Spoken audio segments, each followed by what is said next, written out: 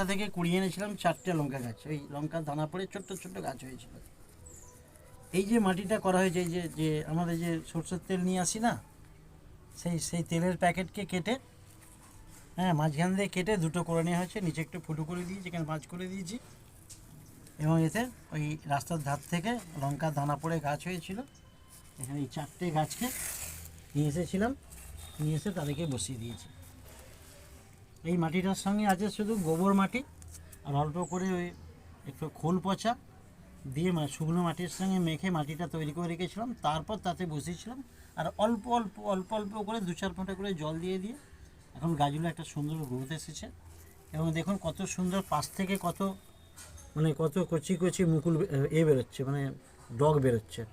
এই গাছটা যখন আর মাসখানেক বাদে গাছটা এরকম বড় হয়ে ভালো গ্রোথ হয়ে যাবে। আবার যখন গ্রোথ হবে তখন দেখাবো।